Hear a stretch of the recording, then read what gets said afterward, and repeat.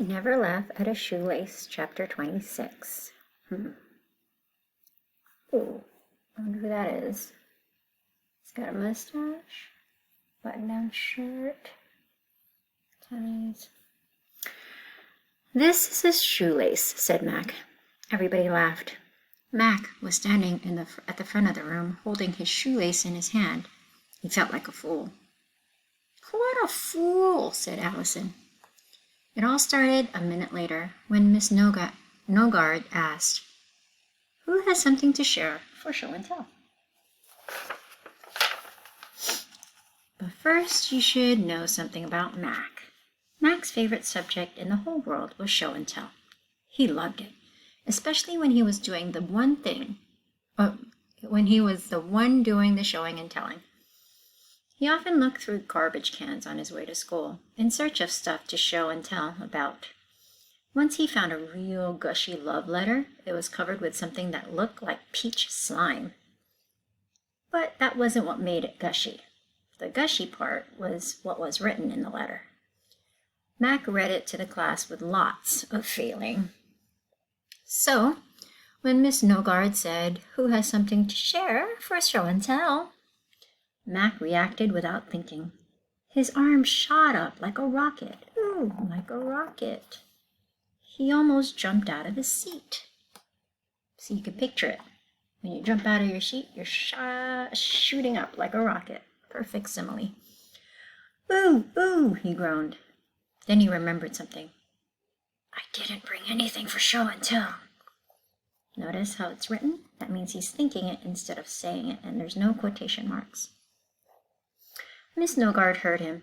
Before he could lower his hand, she called on him. And that was how he ended up with his shoelace dangling from his hand like a dead worm. Oh, another one. Very visual. You can see a dead worm hanging from his hand, but that's his shoelace. Great simile. "It came from a sneaker," he said. He took off his sneaker and held it up too, next to his shoelace. "See, you stick the laces through the little holes, then tie it in a bow. That keeps it from falling off your foot." "Duh," said Dana. "We know what a shoelace is," said Paul. "I've been tying my shoelace since I was 2 years old," said Joe. Calvin and Bebe booed. "Sit down," said Jason. "You're boring." The kids in Mrs. Joel's class never used to be so mean. But they've been getting grumpier and grumpier ever since Miss Nogard took over. "Put your shoe back on," said Marcia. "Your foot stinks." Mac felt terrible. Miss Nogard smiled. "Go on, Mac." She seems evil. She said, "We're all very interested to hear what you have to say." He tried to think of some way to make the shoelace interesting. Shoelaces are really important," he said. "There was once this guy. He was a real fast runner. His name was Howard Speed. He was the fastest runner in the world. But this was back before shoelaces were invented.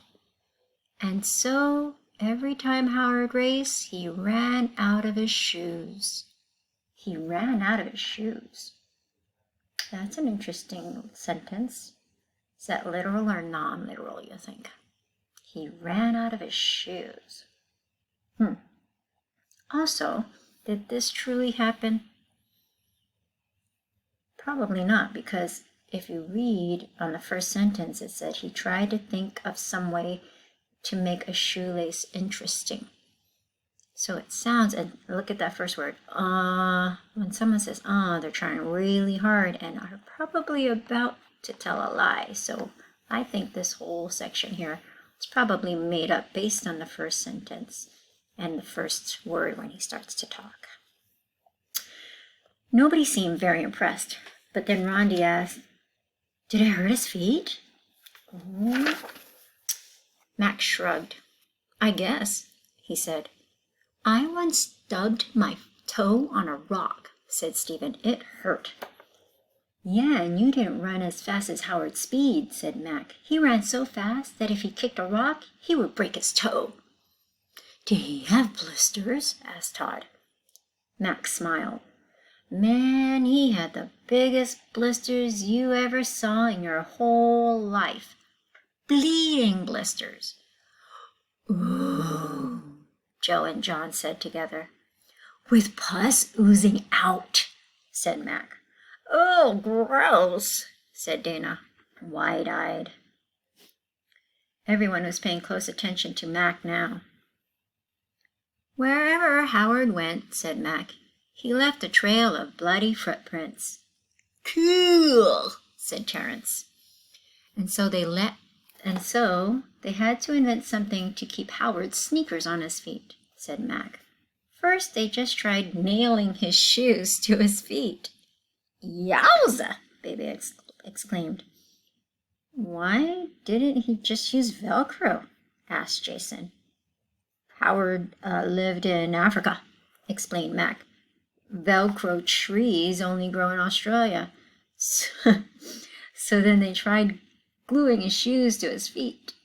And that seemed to work, but then whenever he took off his shoes, like to take a bath or something, he peeled off a layer of skin.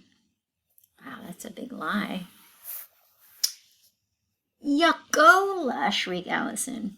But finally, Thomas Edison invented the shoelace, and Howard never ran out of his shoes again. Did he win all his races after that? Asked John. Well, said Mac, the next race was for the championship of the whole world. Howard got off to a real fast start.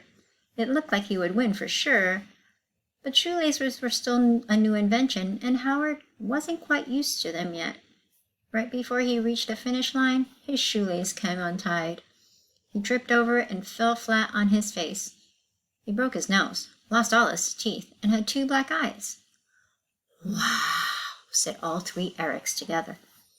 So remember, said Mac, as he held his shoelace high in the air, never laugh at a shoelace. Everyone applauded.